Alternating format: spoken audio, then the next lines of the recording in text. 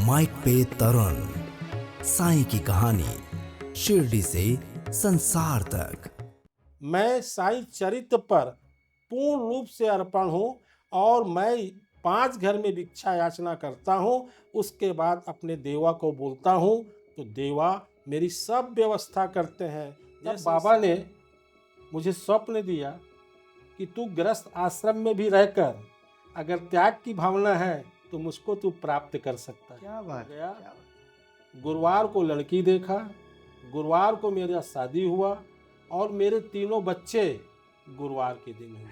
समाधि मंदिर के पीछे एक 70-80 साल का बुढ़ा सफ़ेद टोपी लगाए, सफ़ेद कपड़ा पहने मुझको कहता है, गुरुजी राम राम, अभी आए हो आप ना। हाँ।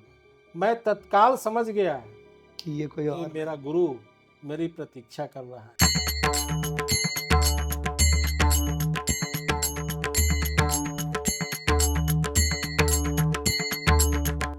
ओम साई राम, नमस्कार, बहुत बहुत स्वागत है माइक पे तरुण पॉडकास्ट में।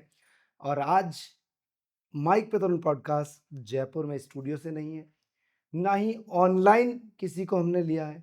आज माइक पे तरुण पॉडकास्ट वहाँ पर है जहाँ पर चल रही है साईं सोशल मीडिया समिट 2025 और उसके लिए माइक पे तरुण पॉडकास्ट ऑफिशियली यहाँ मौजूद है।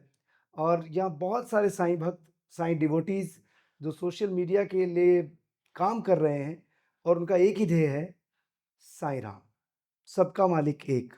उनकी बातें चलती है और कोई कैसे, कोई गाना गा रहा है, कोई बजा रहा है, कोई संदेश बता रहा है, कोई इमेजेस बता रहा है, डिफरेंट डिफरेंट तरीके से, पर कर रहे हैं सब साईं सेवा। और आज माइक पे तुम पॉडकास्ट इसीलिए है शिरडी में, और शिरडी से सीधा आपको हम लेकर चलते हैं शिरडी में बैठे बैठे कहाँ पर, छत्तीसगढ़ की तरफ। छत्तीसगढ़ में एक बहुत ही खूबसूरत साईं मंदिर है और जब मैं यहाँ समिट में आया तो मेरी मुलाकात हुई कैलाश गुरु जी से, जिन्होंने वो मंदिर, मैं कहूँ बाबा ने ही बनाया, पर बाबा ने कैसे प्रेरणा दी और कैलाश गुरु जी ने वो कैसे आश्रम भी बनाया। एवरीथिंग ओनली ऑन माइक पे तरुण पॉडकास्ट। और हम शुरू करते हैं साईं की कहानी शिरडी से संसार तक। तो हमारे साथ कैलाश गुरु जी। ओम साई राम सर। ओम साई राम। जो बात बता रहे हो जी। वो समुद्र के उस पार तक जा रही है। आपके शब्दों में 7 समुद्र पार साईंमय होने जा रहा है और जी हो रहा है। जी। ये हमें आज इस तपोभूमि में संकेत बाबा का मिला है। जय हो, क्या बात है। और यहाँ देखिए, बाबा तो यहाँ व्याप्त हैं और जहाँ भी हम रहते हैं बाबा किसी को कहीं भी नहीं छोड़ते, एक साथ ही रहते हैं वो। मुझे ऐसा लग रहा था कि जब मैं यहाँ आया तो मैंने कहा मैं तो बाबा को तो जयपुर में ही छोड़ के आ गया, यहाँ मैं अकेला ही आऊँगा। और मुझे वो फील ही नहीं आ पा रहा था जो समिट में मैंने देखा। But it was summit. लेकिन सुबह जो हमने मॉर्निंग में दर्शन किए, फर्स्ट टाइम जो वीडियो के ज़रिए हमने शूट किया, हम चावड़ी में भी गए, हमने द्वारका माई को भी देखा, हमने विद मोबाइल फ़ोन रिकॉर्डिंग्स, और हमने लैंडी बाग भी देखा, हालांकि मेन मंदिर में नहीं ले जाने दिया। तो आपको सबसे पहले मैं अगर ये सवाल करूं, शिरडी में जब हम आए हैं और हम तो कहते हैं साईं की कहानी शिरडी संसार तक, तो आप ये बताइए कि साईं बाबा और आप सबसे पहली बार कौन सा वो साल था जब वो आपके जीवन में आए, कैसे शुरुआत हुई? सन 1972 का दिन था जी और मेरी आयु उस समय 9 साल की थी।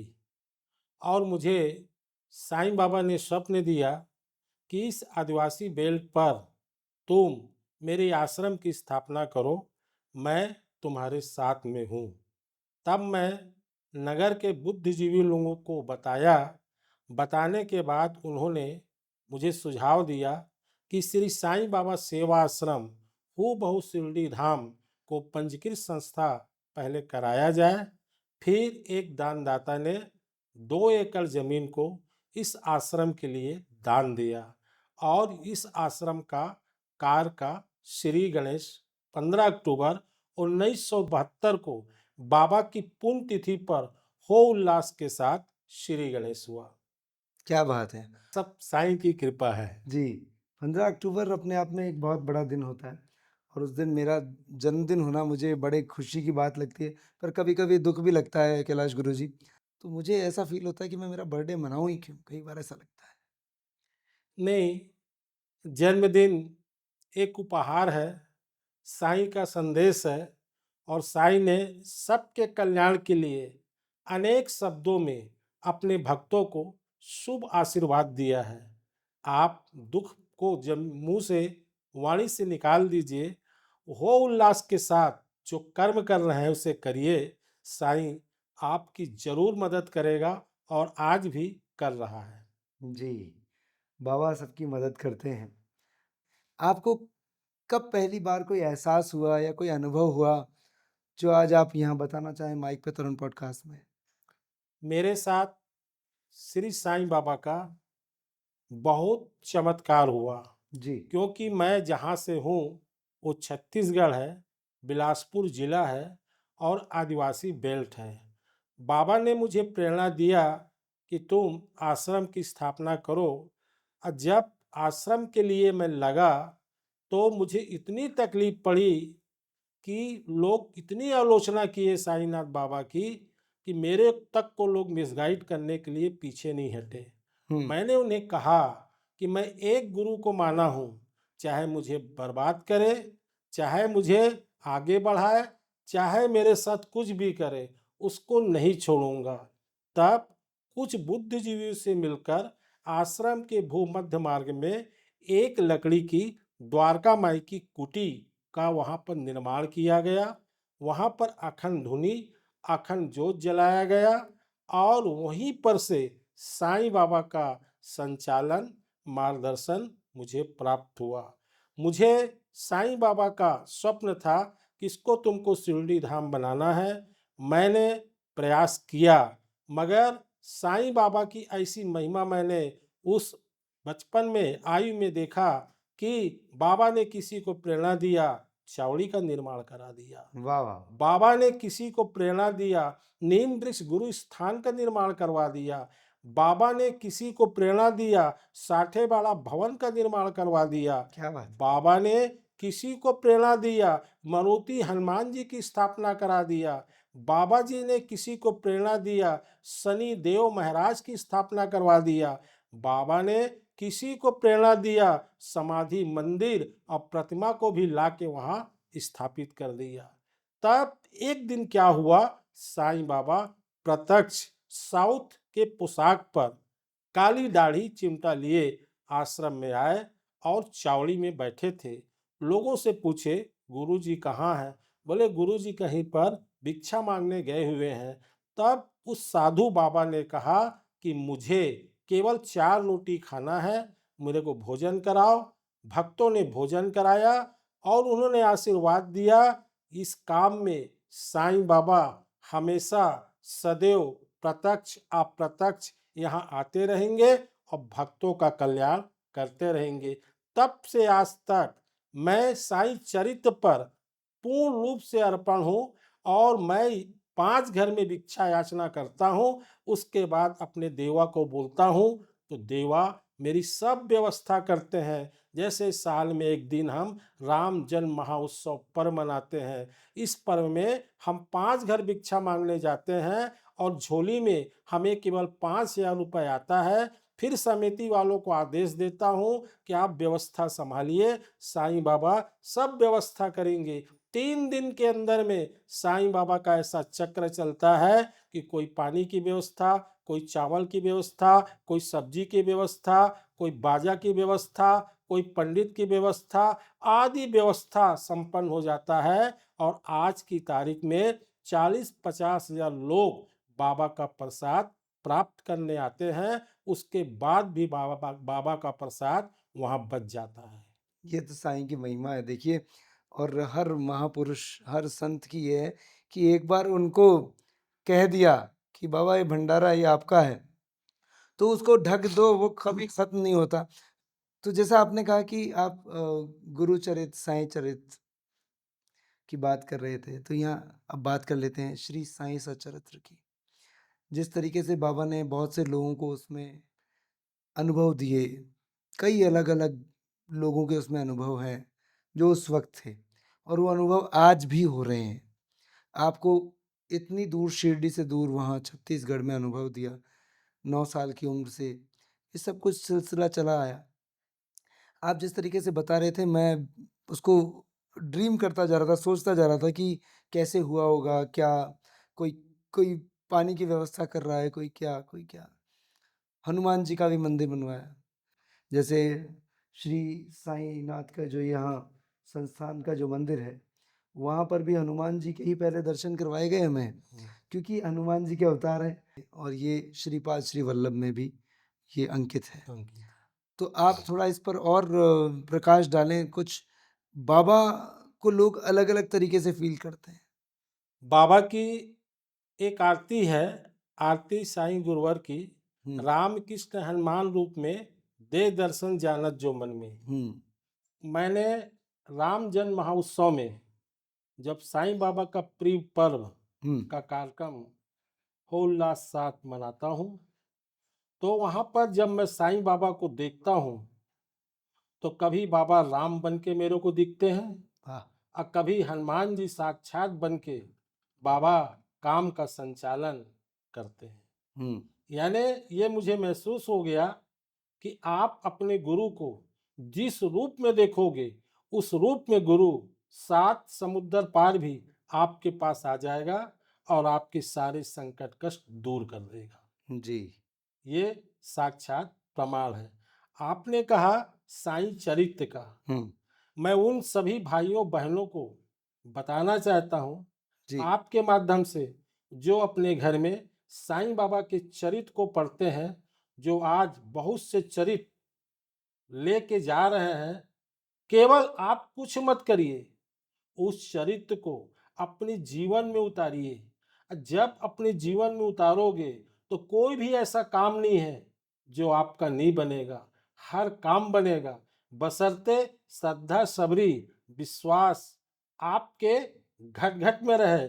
और जरूरतमंद, गरीब, अपंग अगर रास्ते में दिखे या कोई जीव देखे तो उसे 1 रुपए दे दीजिए। एक पागल को एक बिस्कुट की पैकेट दे दीजिए। कुत्ता दिखे उसे एक बिस्कुट की पैकेट दे दीजिए। यही बाबा कहते हैं मेरी आत्मा है, और वो जो व्यक्ति इस आत्मा को, इस स्वरूप में, चरित्र को अगर अपने जीवन में उतारेगा तो साईंमय बन जाएगा। वाह वाह। देखिए, बाबा ने हमेशा एक बात कही कि खुद जब वो 5 घर से भिक्षा मांग कर लाते थे, तो वो इतना थोड़ी ना खाते थे, वो तो सब में बांट देते थे। और कोई ले भी जाता था तो बोले ठीक है ले जाओ यार, क्या है। पर उन्होंने 5 घर ही क्यों चुने?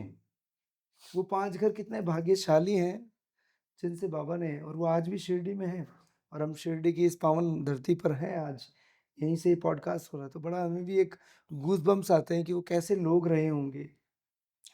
और एक एपिसोड में महाल सापथी जी के परिवार से भी मिलवाऊंगा मैं, जो कि यहाँ खंडोबा मंदिर है, उसके भी दर्शन होंगे, वो ज़रूर बात करेंगे। ये मैंने इसमें इसलिए बता दिया क्योंकि आपको एक हिंट रहे कि आगे क्या होने वाला है, क्योंकि कुछ एपिसोड शिरडी से ही अब आने वाले हैं। सबसे पहले आप शिरडी कब आए थे? क्या दर्शन का उस वक्त का सीन था? मैं जब शिरडी आया और उसके पहले मेरे ऊपर पारिवारिक और अन्य लोगों का बहुत प्रेशर था, क्योंकि मैं यंग बेस में था। और जब व्यक्ति जवान होता है तो तरह तरह के इसके ऊपर लोग आरोप लगाते हैं, ये साधु बन गया, साईं गुरु जी बन गया, ऐसा करता, वो करता है, पाखंडी है, ढोंगी है, ये शादी नहीं करेगा। तो मम्मी पापा लोगों को मालूम पड़ा कि अब इसकी शादी किया जाए। तो मैंने कहा कि मैं विवाह नहीं करूंगा, संन्यास योग धारण करूंगा। तब बाबा ने मुझे स्वप्न दिया कि तू गृहस्थ आश्रम में भी रहकर अगर त्याग की भावना है तो मुझको तू प्राप्त कर सकता है। क्या बात है, क्या बात है। तब ने गुरुवार के दिन मैंने बाबा के पास याचना किया, और जब आदेश लिया तो नारियल सड़ा निकला। और मैं जबलपुर गया, गुरुवार को लड़की देखा, गुरुवार को मेरा शादी हुआ, और मेरे तीनों बच्चे गुरुवार के दिन हुए। और क्या लेंगे आप? और क्या जानना चाहते हैं? क्या प्रमाण चाहिए आपको साईनाथ महाराज का? वो ऐसे गुरु हैं, जब किसी का हाथ थाम लेते हैं तो फिर वो उसको गुरुमय बना देते हैं। और बच्चे भी गुरुवार के दिन होना, शादी भी गुरुवार के दिन होना, और आज इनको जो हम कहें कि तारा जी ने भी एक बार आपका जिक्र किया, उन्होंने जब बताया तो कैलाश गुरु जी, तो आप गुरु जी स्वयं।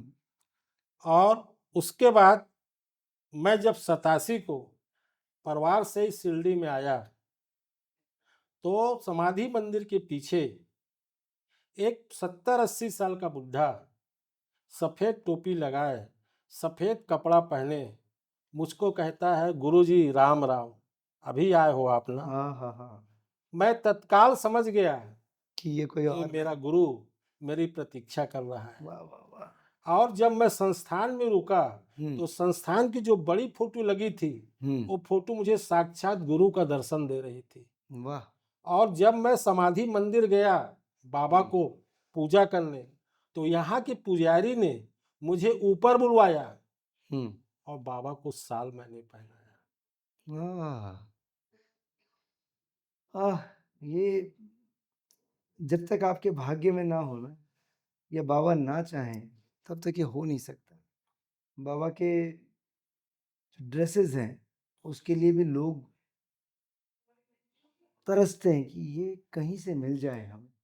बाबा को रोज़ाना जब ड्रेसेस चेंज होती हैं यहाँ पर, वो बाद में ऑक्शन होती है और बोली लगती है, बाकायदा लोग लेते हैं, पर इंतज़ार रहता है कि काश वो रंग, वो वाली मुझे मिल जाए।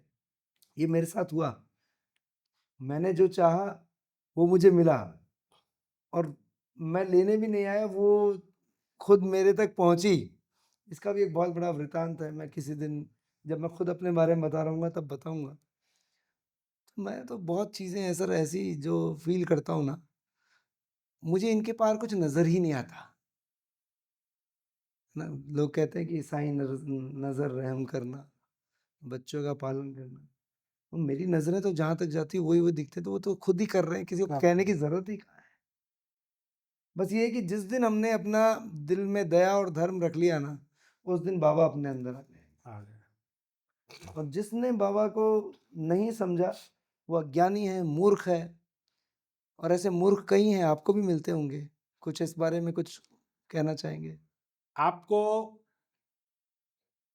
इस माध्यम से बताना चाहता हूँ, जी। शिरडी की तपोभूमि में साईं बाबा के साथ जो जो घटना शिरडी में हुआ, सेम वो घटना मेरे साथ आश्रम में भी हुआ।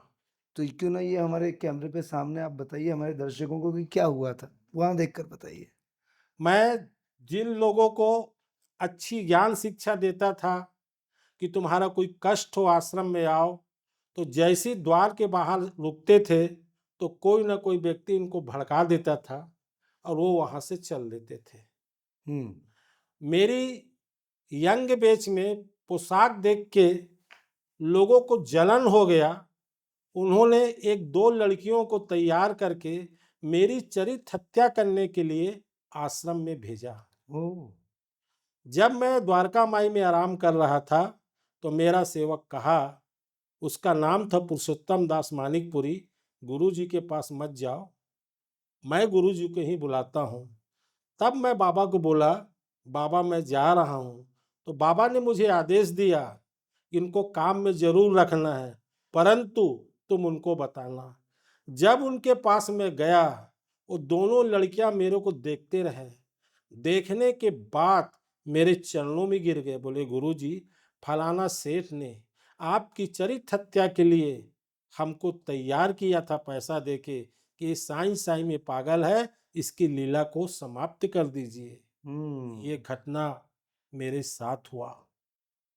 मेरे साथ ऐसी घटना हुआ कि आश्रम के निर्माण विकास के लिए पूरा गांव विरोध में था और साईं मेरे साथ था। और आज उस चौराहे पर साईं बाबा ने 1972 से लेकर आज तक अखंड धुनी, अखंड ज्योत जल रही है, क्या बात! लोगों का कल्याण कर रही है। जो लोग बुरा चाहते थे उनको बाबा माफ नहीं किया और आज वो साईं के चरणों में आके शरणागत हो गए।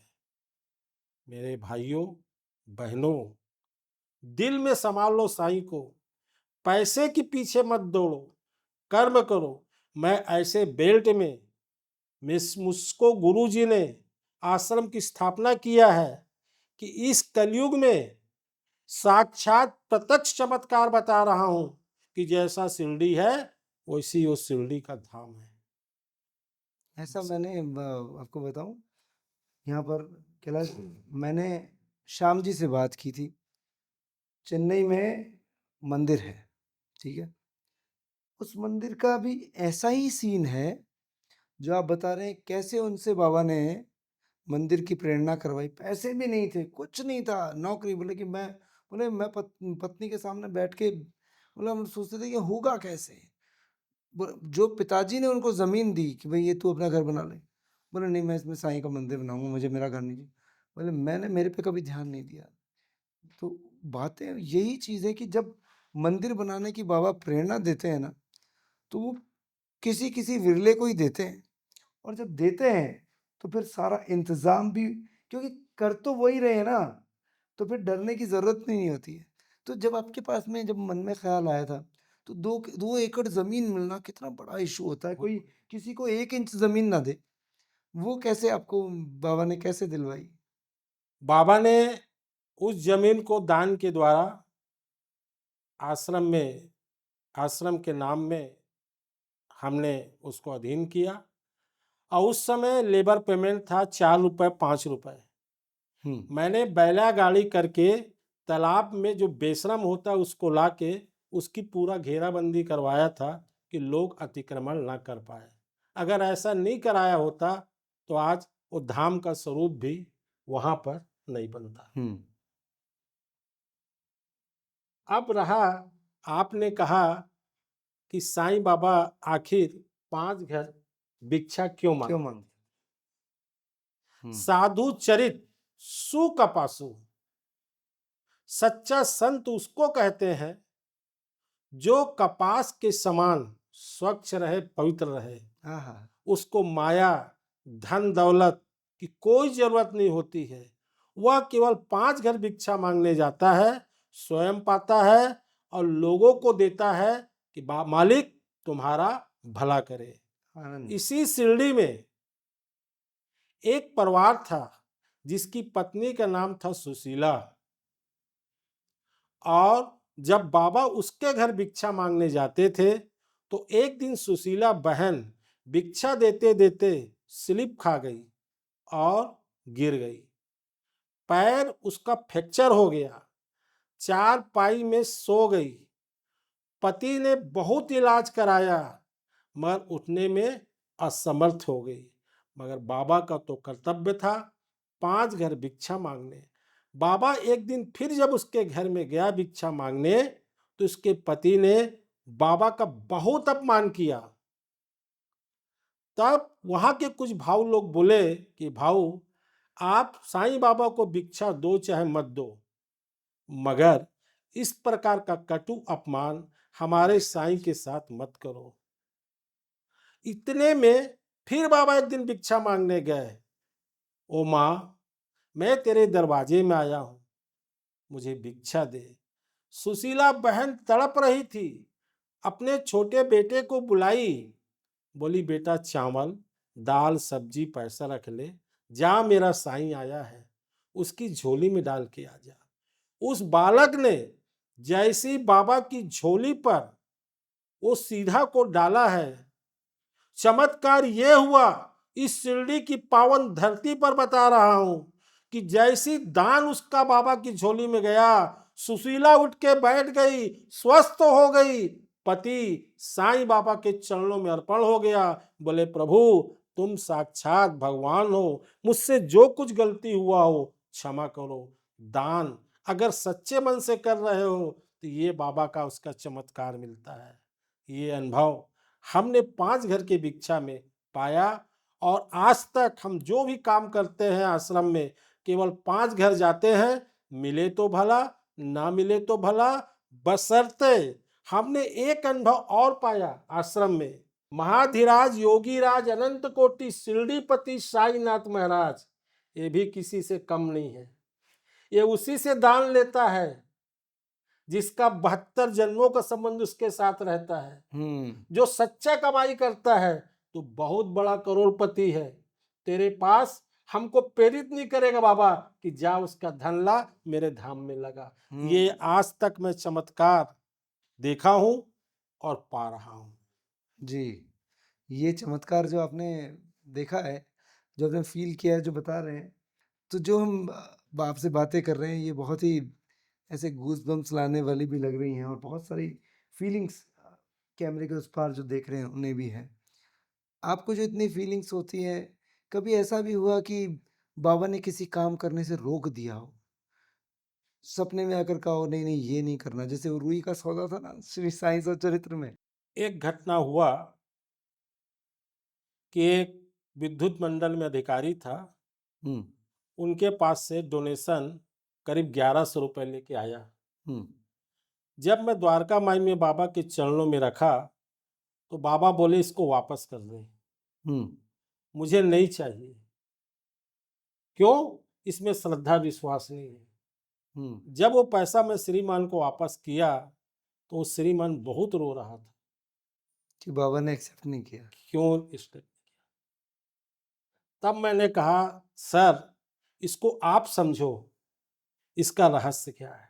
क्योंकि उनको तो पता होता था कि कितने तो पैसे वो ले चुके हैं, कितने बाकी हैं, वाकई है ना। वो एक एक था ना जिसमें आता है, पता है, बोले कि तुम इतने पैसे तुम पहले ही दे चुके हो, बस। है ना। तो वो कौन आया और कोई आके संत खाना खा के गया तो उसमें कितना खर्चा आया, तो सारी चीजें जो है।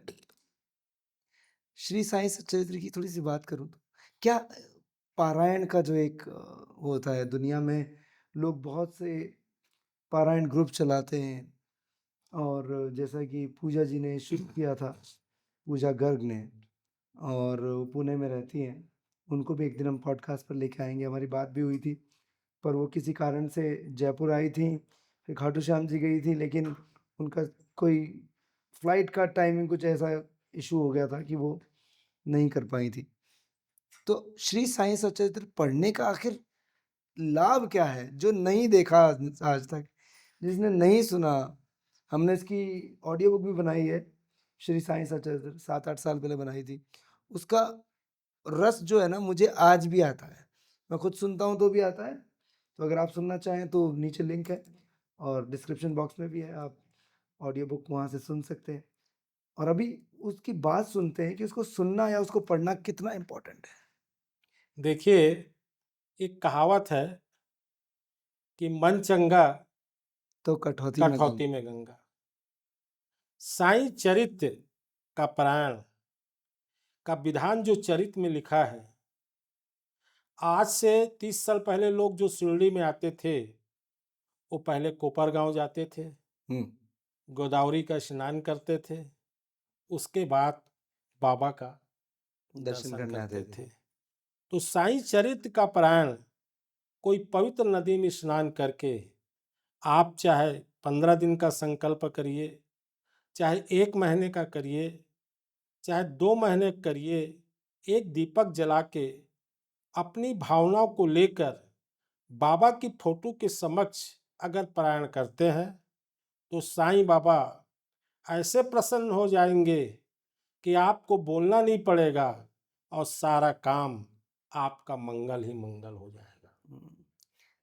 इसको पढ़ने के बाद में मैंने कुछ भक्तों में देखा, जैसे इनफैक्ट मैं मेरे ही, अगर मेरी मदर इन लॉ की बात करूँ, मेरी सास की, उन्होंने इसको पढ़ा। मैंने कहा कि, बोले कि मेरे पास में है नहीं किताब। मैंने कहा मैं देखूँ। उन्होंने उसको पढ़ा और उसमें लास्ट में उनको सपना आया, जब पूरा कंप्लीट हो गया उसके कुछ दिन पहले, कि हम 2 लोग आएंगे। तो उन्होंने कह दिया बोले इतनी तारीख को आएंगे, इतनी बजे आएंगे। तो उन्होंने कहा भी कि भाई आ रहे हैं ऐसे ऐसे। तो घर वालों ने सोचा मजाक कर रही है क्या, सपने देखती है ऐसे। यू वॉन्ट बिलीव, उस दिन 2 आदमी आए, एक बुजुर्ग था, एक लड़का था साथ में। बोले कि इसके तो व्रत है, ये तो खाएगा नहीं, लेकिन मैं आज आपके यहाँ भोजन करूँगा। तो बुजुर्ग आदमी सिर्फ उनके घर पे ही आया, भोजन किया, बोले आपका मंदिर दिखाइए कैसा है, तो घर में पीछे मंदिर बना हुआ, मंदिर दिखाया गया। वहीं मंदिर में बैठ के बोले हम केदारनाथ से आए हैं। तो कुछ रुद्राक्ष और कुछ ऐसी-ऐसी चीज़ें दी, कुछ चांदी के भी 1-2 चीज़ें दी। तो बोले कि बच्चा तुम सोच रहे हो कि मैं तुमसे कुछ पैसे भी लूँगा इसके? कुछ नहीं है, बस मैं तुमको आशीर्वाद देने आया हूँ, ये रखो। वो उसके बाद में वहाँ से गए, तो न तो किसी के और के घर में रुके और कहाँ गए, किधर गए, नो वन नोज़। और ऐसे ही उनको सपने में आया कि कुंद की माला चढ़ा। अब कुंद की माला उन्होंने सुना, ये कुंद क्या होता है? फिर बच्ची को बोला, बोले ये क्या होता है? तो उनकी पोती ने कहा, बोले मैं गूगल पे सर्च करती हूँ, आजकल बच्चे सर्च कर लेते हैं। तो वास्तव में कुंद की माला भी होती है और कुंद का फूल भी होता है। जिसने नहीं सुना उसको सपने में ऐसा बताना। ये श्री साईं सच्चरित्र का मैं जो साक्षात उदाहरण जो दे रहा हूँ, ये मेरा देखा हुआ है। आपने भी बहुत से देखे होंगे ऐसे उदाहरण। नाना साहब चंदोकर जी जी। की लड़की जो मैना थी और हम्म। गर्भ अवस्था में थी और पीड़ा से बहुत तकलीफ पड़ रही थी, हम्म।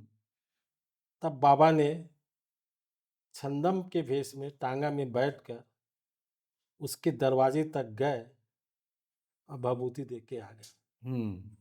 और मैना जो बिटिया थी साफ स्वस्थ हो कुशल गई। बच गई। मेरे यहाँ ऐसी एक घटना हुआ जो आप चरित्र का अभी उल्लेख किए, पारायण का। पारायण का। एक महिला है, वो आई बोली गुरुजी मेरा विवाह नहीं हो रहा है। हम्म। तो मैंने कहा कि हर गुरुवार को आश्रम में दोनों बहन झाड़ू लगाए करो हम्म। और शाम के अपने घर में बैठकर 1 हफ्ता का संकल्प करिए और इस चरित्र का पाठ का पारायण करिए। हम्म। आपका मन ध्यान कर्म अन्य जगह मत भटके, सिर्फ यही हो। यही रहना चाहिए। उन्होंने पालन किया तो 1 हफ्ता के बाद उनका संबंध पक्का हो गया और पूरा परिवार साईमय बन गया। आनंद, आनंद। यही जिगर, यही बात है कि कितनी कृपा है बाबा की। कभी उदी के जरिए कृपा कर देते हैं, कभी खुद ही आ जाते हैं, कभी स्वप्न में आ जाते हैं।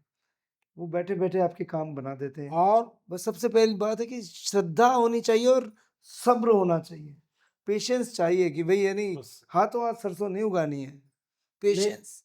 ये अगर आप में है, चरित्र का स्टडी कर रहे हैं, तो एक दिन साईं आपको बोलेगा कि मैं कौन हूँ, क्यों जन्म लिया हूँ, अब मेरा जन्म लेने का क्या कारण है। आपके सारे अहंकार को नाश कर देगा और आपको साईं में बना देगा। लोग बोलेंगे ये भाऊ कैसा बदल गया। भाव कैसा बदल गया वाह। अच्छा, कुछ बदले हुए लोग हैं, उनके ऊपर भी कुछ अपन यहाँ पर बात करें। मैं अक्सर ये सवाल करता हूँ कि कुछ लोग बाबा के लिए अनर्गल और अपशब्द बोलते हैं, उनको धार्मिक तौर पे भी बहुत गंदा बोलते हैं।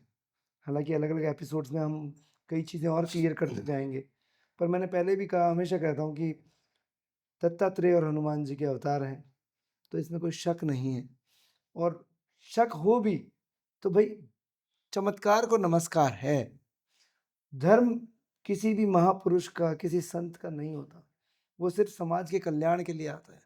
अब वो ये नहीं देखता, आज बाबा के मंदिर में अगर कोई मुस्लिम है, कोई सिख है, कोई ईसाई, कोई अंग्रेज आ रहा है, तो क्या वो किसी धर्म के कारण आ रहा है? नो, वो सिर्फ इसलिए आ रहा है कि मेरा काम बन रहा है बॉस, मेरे को ये दे रहे हैं, मैं फील कर रहा हूँ। और ये आज की दुनिया है सर, बाप बेटे में भी द्वेष हो जाता है।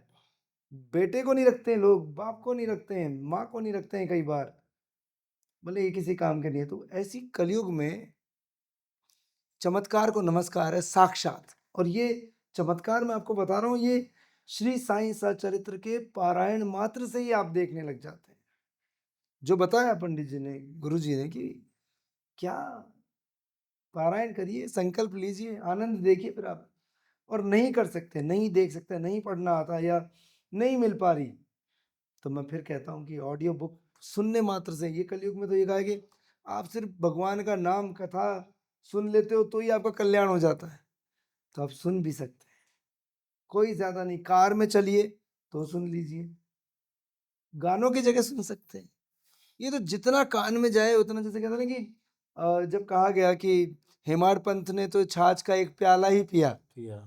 बाकी ये इतना अमृत तुल्य जो है, ये जो दस्तावेज है हमारे सामने प्रस्तुत कर दिया। क्या कहेंगे आप हेमाड पंथ जी के बारे में? उनके बारे में कम शब्दों में ही बताना चाहता हूँ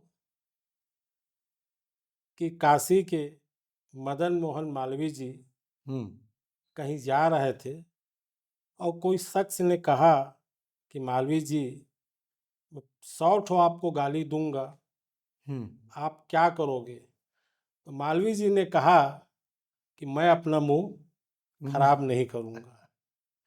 आपने जिस महान हृदय का नाम बताया वो इसी में महान थे। और आज मैं लोगों को यही बताना चाहता हूँ, कभी भी किसी भी संत महात्मा की आलोचना बुराई मत करिए, आपको पाप लगेगा। अगर आप शिरडी के साईं बाबा की आलोचना बुराई करते हैं तो एक छोटा से शिरडी गांव को साईं बाबा ने शिरडी धाम बना दिया। तो बाबा में कुछ था ना, क्यों बुराई करते हो? उस तो सच्चाई देखो, उसके चरित्र को अपने जीवन में उतारो। और ये भी नहीं कर सकते हैं आप तो गजेंद्र मोक्ष को पाठ करिए आप। वो हाथी कौन था पूर्व जन्म में, वो मगर कौन था पूर्व जन्म में।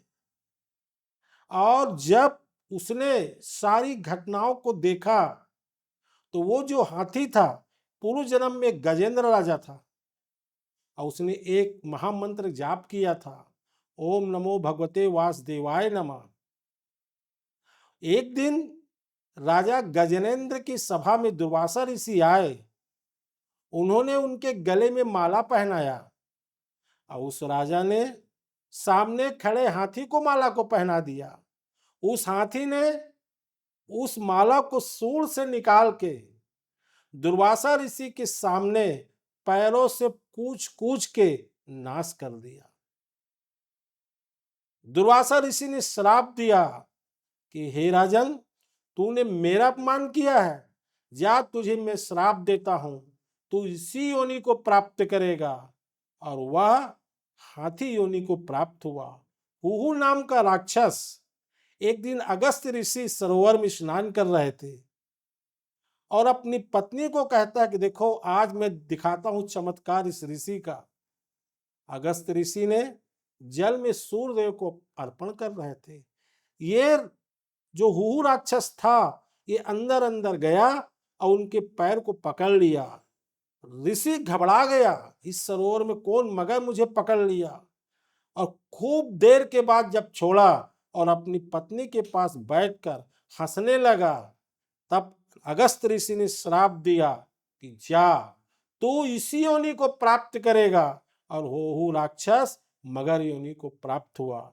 इस भाव को आज समझ लीजिए। शिरडी की पावन धाम पर मैं आपको एक बहुत अच्छा मैसेज दे रहा हूं। साईं चरित में आऊंगा, जब हाथी अपने बॉडीगार्ड पत्नी बच्चों के सहित जंगल में झाड़ी पेड़ को उखाड़ते हुए सरोवर में पानी पीने गया तो अपनी पत्नी को पिलाया, अपने बच्चे को पिलाया। और जब स्वयं पीने गया तो जो ग्वाह था पकड़ लिया। 1000 सहस्त्र वर्ष तक ये दोनों का युद्ध हुआ। पूरा खानदान ये समझ गया अब तो बचेगा नहीं, सब उसको छोड़ के वहां से भाग गए। धीरज धर्म पुत्र और नारी और आपत्काल परखिए चारी। इस कलयुग में संकट के समय परखो कि पुत्र कौन है, बहू कौन है, माता पिता कौन है, दोस्त कौन है, मित्र कौन है। जब हाथी ने देखा कि सारा खानदान भ्रमित है, मेरे को मरा छोड़ के जा रहे हैं, तब पूर्व जन्म के श्लोक को याद किया, ओम नमो भगवते वासुदेवाय नमः।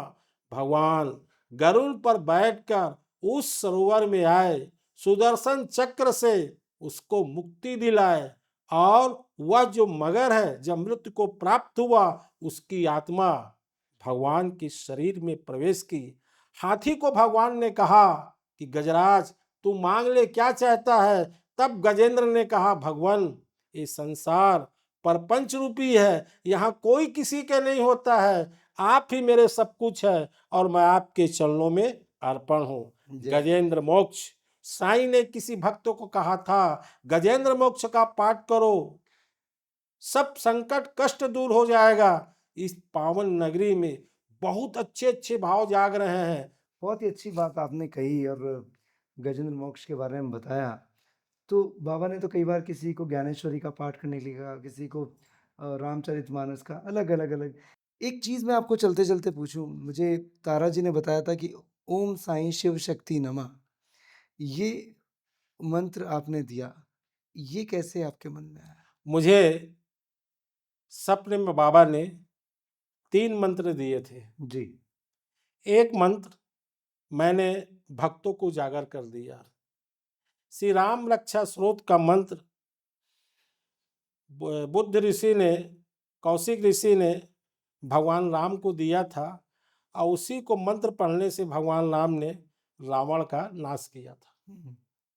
तो मैं सोचा इसको गुप्त रखना बेकार है, भक्तों के कल्याण के लिए दिया जाए ताकि भक्तों का कल्याण हो, ताकि शिव शक्ति स्वरूप हमारे जो साईं हैं, इनका गोत्र भरद्वाज है, शंकर जी के साक्षात अवतारी पुरुष है, देवगिरी अम्बा इनके माता पिता हैं और एक नायिका के घर में जन्म लिए थे। ऐसे साईं बाबा का जो शिव शक्ति महामंत्र है, इसको अगर प्रभात काल में अगर आप ध्यान करते हैं, जाप करते हैं, तो उषा बेला में सारे ब्रह्मांड के देवी देवता आकाश में विचरते हैं और आपको आशीर्वाद देके चल देंगे। जी, और ये इस पॉडकास्ट को यहाँ मैं विराम देने से पहले इसमें एक चीज़ और जोड़ता हूँ। आपने ओम साईं शिव शक्ति नमः कहा, तो ये मुझे कैसे पता चला? ये भी एक छोटा-सा विषय है। ये बताऊँ कि मुझे एक दिन सपना आया कैलाश जी, कि बाबा मेरे को कह रहे हैं साईं शक्ति। मैं बहुत एक किसी चीज़ को लेके बहुत परेशान था। तो मुझे शक्ति, साईं शक्ति। तो मैंने तारा जी से बात की, मैंने कहा ऐसा कुछ है? बोले कि ये पूरा शायद ओम साईं शिव शक्ति नमः होगा। मुझे सिर्फ़ साईं शक्ति। बोले देखना आपको रुद्राक्ष दिखा क्या सपने में? तो मुझे रुद्राक्ष तो नहीं, मेरे को जो 2-3 दिन बाद मैं महाकाल के दर्शन कर रहा हूँ। तो it means that is Om Sai Shiv Shakti नमः। और शायद ये इस पॉडकास्ट का वो मुझे पूर्व अनुमान था कि इस तरीके से ये बात होगी और ये गुरु मंत्र जो है, साईं मंत्र जो है, वो पूरी दुनिया तक पहुँचेगा, जो कि कैलाश जी ने बताया और मुझे वो सुझाया, सब चीज़ें सामने आई। लेकिन यहाँ मैं अब इस पूरी बात में कहूँ तो एक संदेश के ज़रिए आप क्या कहना चाहेंगे? क्या एक संदेश है जो सबको देना चाहेंगे? हम कब शब्दों में आपको यह संदेश देना चाहते हैं कि आप आज की लाइव वीडियो को फॉलो करो, अपने जीवन में उतारो और हमको मैसेज दो कि गुरुजी आपकी बात सटीक बात है। आज से हम प्रतिज्ञा कर रहे हैं, पालन कर रहे हैं, किसी संत की बुराई नहीं करेंगे, संत बनेंगे, साईं चरित नहीं पढ़ेंगे, साईं चरित को अपने जीवन में उतारेंगे। हमारा संकल्प कितना है आश्रम में प्रतिदिन हम जरूरतमंदों को भोजन कराएंगे, हम आश्रम में आदिवासी बेल्ट में जाकर कम्बल पुस्तक दान करेंगे। यही हमारे साईं का सेवा था और यही हमारा सेवा है। हमें सोना चांदी राज सिंहासन से मतलब नहीं है। एक टूटी फूटी कमरे में हम बैठते हैं और साईं बाबा की सेवा करते हैं। क्या बात है! बहुत अच्छा लगा कैलाश जी आज आपसे बात करके। एक आखिरी बात, माइक पे तरुण पॉडकास्ट पर बात करके आपको कैसा लगा?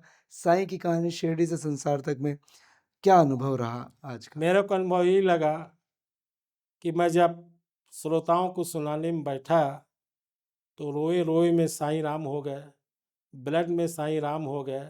मैं कहीं और खो गया और देख रहा हूँ कि पूरे संसार में आने वाले दिन में साईं राम हो जाएगा। वाह, वाह! सो ओम साईं राम कहते हैं हम आपको। तो दोस्तों आज जो एपिसोड रहा ये शिरडी की पावन धरा से रहा।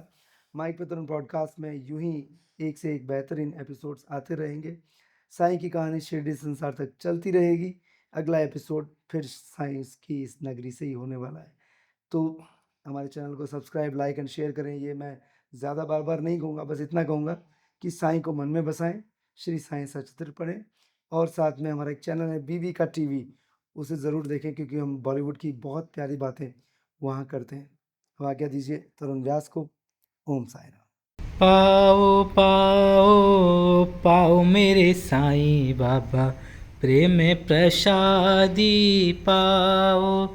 पाओ पाओ पाओ मेरे साईं बाबा, प्रेम प्रसादी पाओ। ऐसे विधि से भोग लगाओ, सब अमृत हो जाए मेरे साईं बाबा, प्रेम प्रसादी पाओ। ओ साईं बाबा की, सबका मालिक, सबका मालिक, साईं बाबा की, साईं बाबा की, साईं बाबा की।